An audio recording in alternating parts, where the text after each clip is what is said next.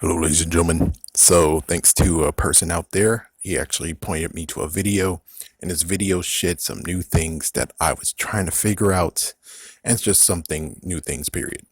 So, yeah, special thanks to Super Sam, the person who actually got these infos. So, anyways, let's get started, shall we?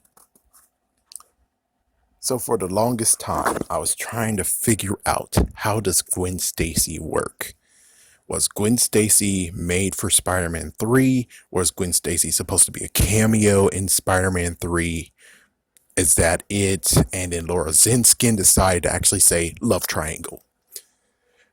Thanks to Sam, it turns out that what happened is that Gwen was in the second movie, but it was played by a different person.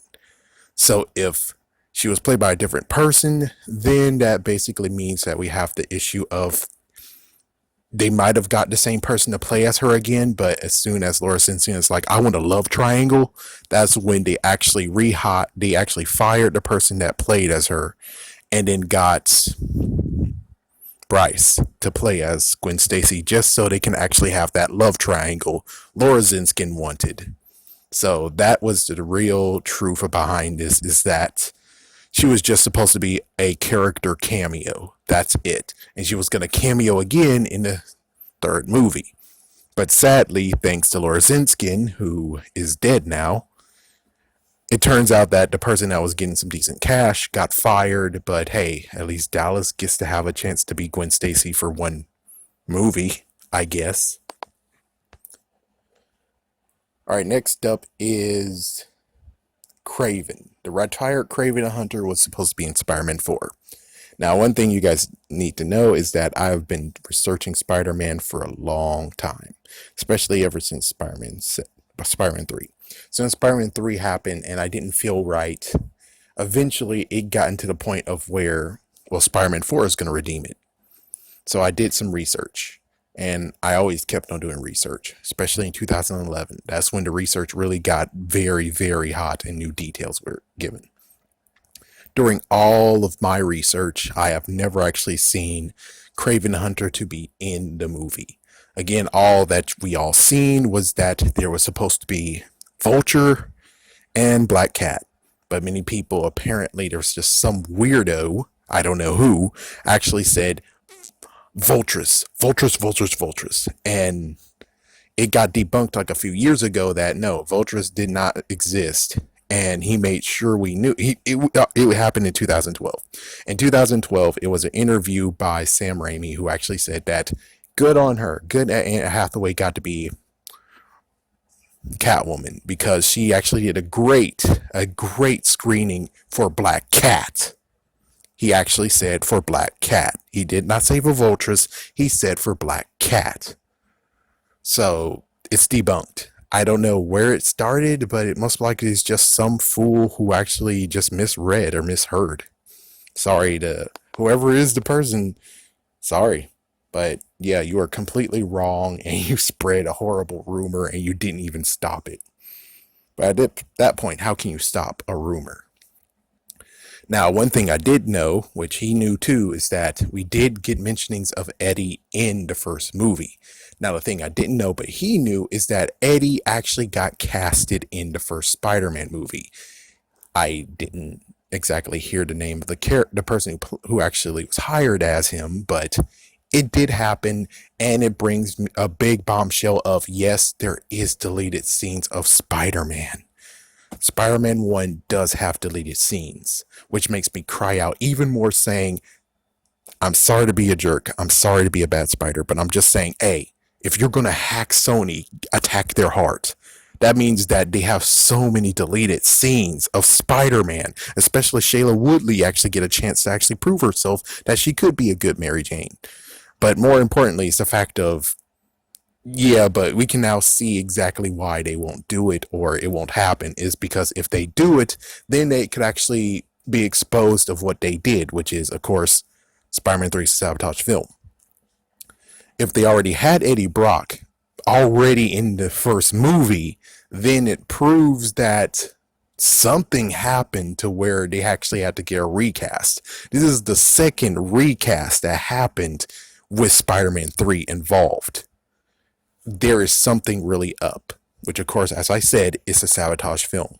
They wanted to actually get Sam Raimi out so they can actually have Spider-Man all to themselves and be able to boast and say, we did that. We had all creative arts. The director, he's nothing. We did it. It was all us. That's what they wanted to do. And that's what let's not even talk about how it actually felt. They fell on their face as soon as they're like, whatever. Anyways, so yes, he's been cut, and that's amazing. Another crazy part is that for Marvel, the MCU, they actually did try to reach out. This is like the first time. The second time was in Avengers, where they were like, oh, well, you're making a new Spider-Man. Give us the Oscorp design and we'll put it in Avengers. Thank goodness that didn't happen. Thank goodness. But apparently he was supposed to make a cameo in the Incredible Hulk. We don't know exactly by what measure. I'm pretty sure the person who read the novelization, he only just said Amadeus Cho. He didn't say anything about Spider-Man. He just said Amadeus Cho. So that means that it had to be in the early parts of the script, not in later parts of the script. Early, because if it was in the novelization, then someone would have already squealed and told us. But it never happened. All we got was Amadeus Cho, which, lo and behold, the person who played as Amadeus Cho in the Incredible Hulk movie is now actually the teacher in the Spider-Man movies. Yes, he's now the teacher. So, and I'm pretty sure his name isn't Amadeus Cho. It's actually someone that I'm like, I know someone that has that name. But anyways, next up is the fact of Hobgoblin before New Goblin. Now, that does make sense, but it makes them look stupid, which, of course, that actually makes it, again, a sabotage film. Because if they were going to do someone that actually is very prominent, instead of actually being like, we're going to make someone new. And it's like, okay, well, someone's been playing around, and I'm pretty sure Sam Raimi, Alvin Sargent, or his brother wasn't like, oh, let's make a brand new character. They wouldn't have done that. So someone actually had to spitball that. And I'm sorry to do this again, but yeah, I'm pointing my fingers at the dead woman, Laura Zinskin. Because Laura Zinskin, in one of the videos I have, in one of the little breaks we got, she actually was the person who was talking about Harry Osborn. And she was like, can't wait to tell the story and continue his story in the next movie. He's dead. So I'm pretty sure at this point I have to dig even further again, because I'm like, so when did they change it from Hobgoblin to New Goblin? Whose idea was it? It wasn't Sam Raimi's. Of course not. He's not that foolish. It wasn't Alvin Sargent. He wasn't that foolish. I think Alvin Sargent actually didn't. No, he did. He was a part of it. So who was the person who created New Goblin? Who actually had that idea? Who's the person that's responsible for that? Which just continues on with the part of, is a sabotage film. They really did want Sam Raimi's name to go in the dirt. They really wanted it, so he has no choice but to surrender and say, okay, fine, I'm not doing Spider-Man anymore. Anyways, next one is Bruce Campbell's denial of Mysterio. So it's kind of funny, though. It's funny because I did read the third novel, and the funniest part has to be the fact of, in the third novel, the waiter person was not even Bruce Campbell in that one either. That's the truth. In the novelization, it was a different person who had different mannerisms and actually respected Peter Parker. He respected him, didn't even insult him with a ring, but Bruce Campbell in the movie sure did, which means that even though he denies it in an interview some years ago, the thing is that he might not even have known. We're going to have to dig back even further. We have to dig back in Spider-Man 2. I got to dig back in the first Spider-Man and find out if I can dig back in the first movie. But either way, it's like, apparently, I think when it comes to him, he wouldn't know he got the actual role of it until, the real final script. And he's like, hey, I got someone just for that. So I'm pretty sure he actually might have been Mysterio. The thing is that they didn't even cast him yet. Well, be right back, folks.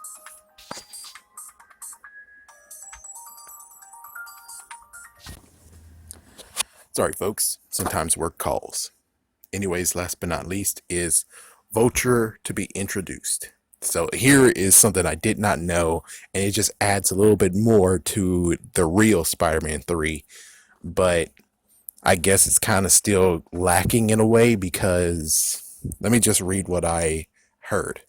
So Vulture was supposed to be introduced in Spider-Man 3. Cool. He wasn't supposed to actually fight in Spider-Man 3. Okay, now that's where I'm like, okay, so he does not supposed to actually do anything. So basically all we had was just the introduction of Vulture. New Goblin / Hobgoblin was supposed to be in Spider-Man 3, along with Sandman in Spider-Man 3. Okay. And then it turns out that in Spider-Man 4, which of course he wanted to have Vulture in Spider-Man 4. So Vulture was going to be in Spider-Man 4, and he was going to be the bad guy. And apparently we're going to have Sandman return for Spider-Man 4 as well, and he's supposed to be broken out of jail. If that is exactly what I've heard, then Sandman's going to be in 2 movies. Okay. Now, this is where I'm like, I'm going to someday sit down with Sam Raimi. I know this is a pipe dream, but I would like to web up an interview with Sam Raimi to actually set everything straight to what's really Spider-Man 3 was it supposed to really be like, to many other tidbits that we should technically know, and also set straight that it wasn't his fault. But anyways, what I kind of think right now is piecing this together. Work is still calling. But anyways, piecing this together, what I'm thinking is that, so Vulture was just going to make a cameo in Spider-Man 3. I'm pretty sure that Vulture and Sandman broke out in Spider-Man 3. Sandman is a bad guy. New Goblin / Hobgoblin, let's just say Hobgoblin was supposed to be a bad guy in Spider-Man 3, which personally I wish he would have just wait one more movie before he do it, just because again there's so many people saying, how did someone that needed help with science actually get all this stuff? And yes, some of it is working, and personally I guess technically if he goes with Hobgoblin and he's using everything that Norman had, I think that's okay. That makes sense, because Norman had lots of assortments. Of course, he wouldn't just have one glider. So that means that everything that he had that was Norman's is his, which means that, yes, he's able to just have the suit. Yes, he'll actually have a chamber to buff himself up. So that makes sense. So instead of actually him creating new stuff, he actually is just reusing, which of course that is kind of bad in a way. And it kind of makes sense that, yes, I guess the New Goblin does make sense, considering he would like to have new stuff. But the thing is that he can't have new stuff. I would love it just to be the fact of Norman had so much stuff in his arsenal that we didn't know about, which is like, oh crap.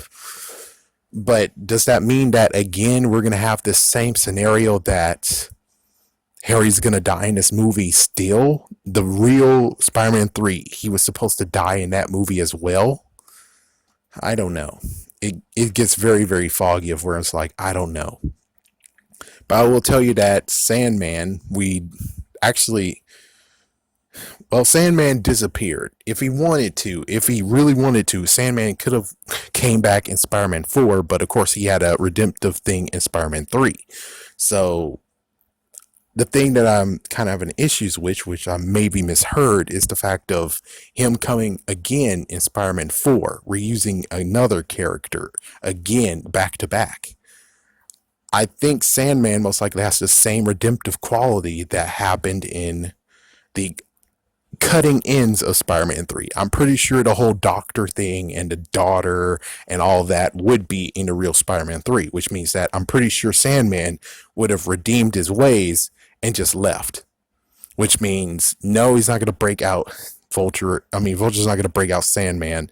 I'm pretty sure he just broke him out in Spider-Man 3. So he broke out in Spider-Man 3. He'll come back in Spider-Man 4. Sandman redeems himself. So I guess maybe when it comes to Harry, it would just be something. I don't know. And plus it's like, let's just say no, we can't say that because it's like she know about New Goblin. There's no way how she could actually be like, oh well, the original part where he's supposed to be Hobgoblin, he was gonna come back again. He wouldn't have died in that movie. So that means that technically we'll have Harry going against Peter. Finally, everything's all out in the open. Harry gets defeated. He stops, and then Sandman's end, and well, end as in Sandman's final battle, the Doctor and everything, he leaves, and that's it. So there's gonna be a Spider-Man where there's no kill, there's no one dying at all.